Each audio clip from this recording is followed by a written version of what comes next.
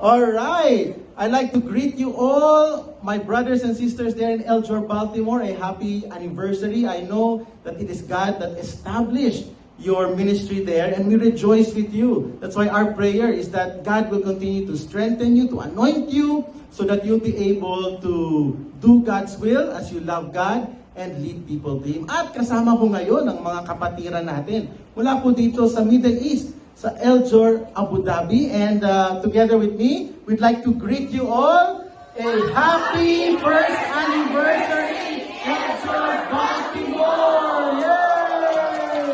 See you soon. God bless you. On behalf of Eldor Quirino, I extend our warmest greetings to Pastor Jonathan, his family, and the entire household of Eldor Baltimore. Happy anniversary, and pray for continued strength, growth, and favor. More power to you. May God bless you abundantly, Eldor Baltimore.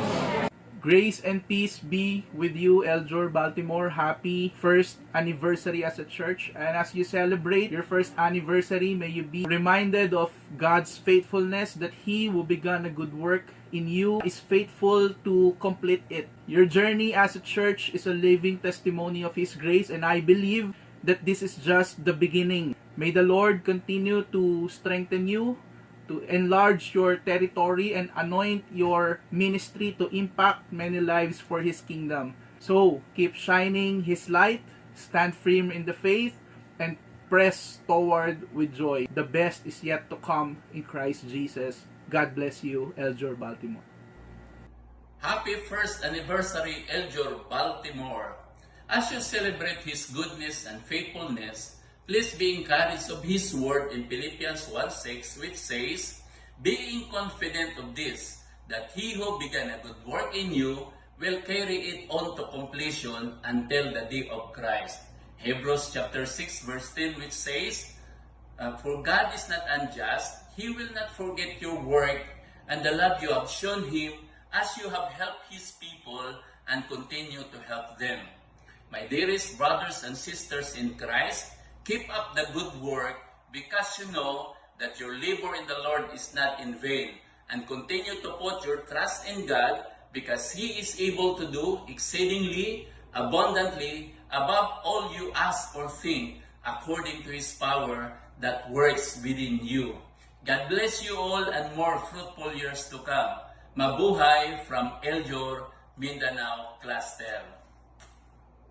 Good morning, Eldor Baltimore, family and friends.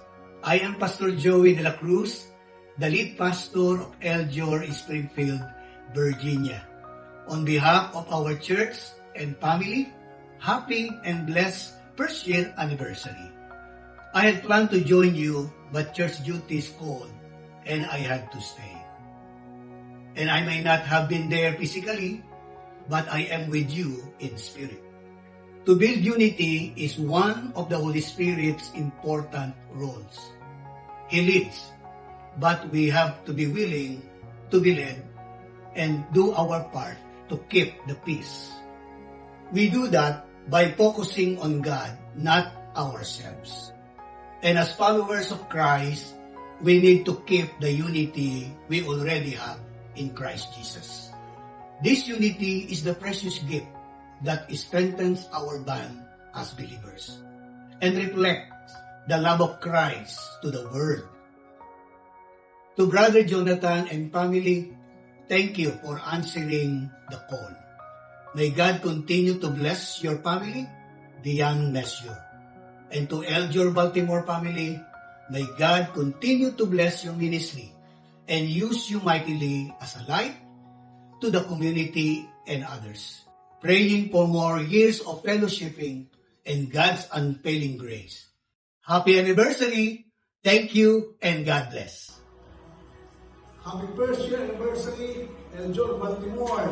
We are here in Manchester. We'd like to greet you all, and we pray that our church there in Baltimore will grow, not only in numbers, but in spirit. We pray that there always be unity, love, joy, peace, and harmony among yourselves. And again, here from Eldor Manchester, Happy Anniversary!